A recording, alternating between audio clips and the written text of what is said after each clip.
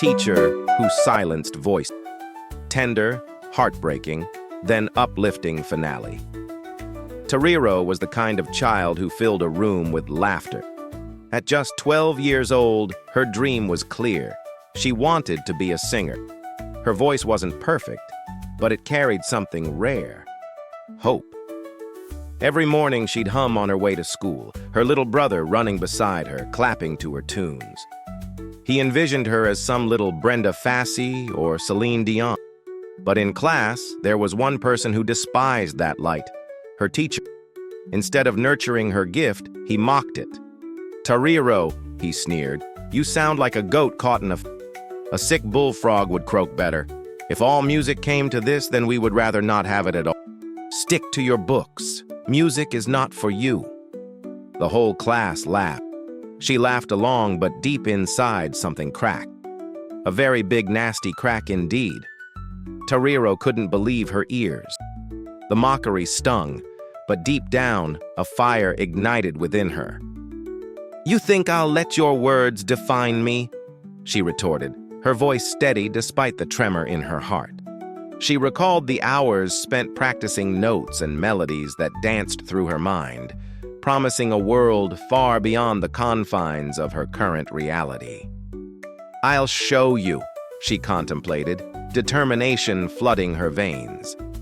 "While you gloat over books, I'll be pouring my soul into every chord, crafting a harmony that resonates in ways your precious prose never could."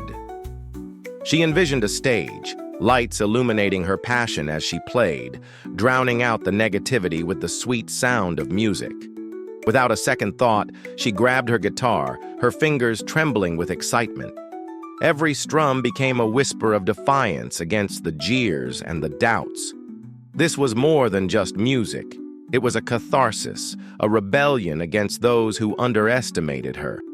"Watch me transform the noise into a symphony," she thought, energized by the conviction that she could turn into a melody that echoed far beyond the classroom walls. The days turned heavy. Every time Tariro dared to raise her hand or smile, the teacher would shoot her down. "Useless child," he said one afternoon when she tried to sing during music lessons. Slowly, her laughter faded. She stopped humming. Her grades slipped. At home, her mother asked what was wrong, but Tariro only shook her head. Silence had become her shield. It was her little brother who noticed first. "Mama," he whispered one evening, "teacher doesn't like Tariro. He shouts at her. He says she is nothing." The mother's heart burned. No one was going to crush her daughter's spirit. The next morning, she marched to the school, not with anger, but with courage. She spoke before the board, her voice trembling but firm. "A teacher's duty is to lift children, not to bury them. My daughter deserves her voice back." The board listened. Investigations followed. Whispers turned into testimonies, and soon the truth was undeniable. The teacher was dismissed. Months later, at the end-of-year concert, Tariro stood backstage, clutching a microphone. Her hands shook, her heart thundered. But then, she remembered her mother's courage, her brother's love. She opened her mouth and sang. The hall went silent. Then, as her song rose like dawn over the savannah, the audience erupted into applause, a standing ovation. Tears rolled down her mother's cheeks. Tariro smiled for the first time in months. Her voice had returned. From that day on, Tariro embraced her gift. She practiced daily, pouring her heart into every note. Encouraged by her family and fellow students, she found solace in music, a language that transcended the barriers previously imposed on her. Each rehearsal became a space for healing, where laughter, joy, and resilience wove together. Her little brother, once her cheerleader, became her biggest fan. "You're going to be the best singer in the world, Tariro," he declared, eyes gleaming with belief. Their home was filled with music again, lifting their spirits and creating a warmth that had been absent for so long. As the concert date approached, Tariro faced a new challenge: fear of the stage. Memories of the teacher's taunts flashed through her mind, but she refused to let them define her.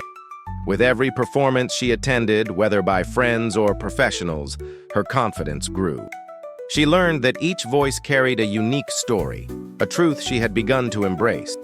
On the night of the concert, the atmosphere buzzed with anticipation. Tariro stood in the wings, a whirl of excitement and nerve.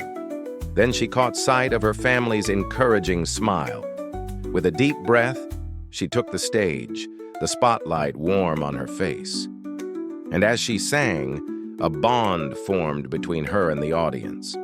In that shared moment, she realized she wasn't just singing for herself, she was speaking for all those who felt silenced. When she finished, the echo of applause felt like a heartfelt embrace. Friends, families, and even strangers were on their feet, celebrating her journey. As tears of joy mixed with her laughter, she understood that every dream, no matter how distant, is worth fighting for. Lesson: the strength of community and the courage to be heard can uplift even the most silenced among us.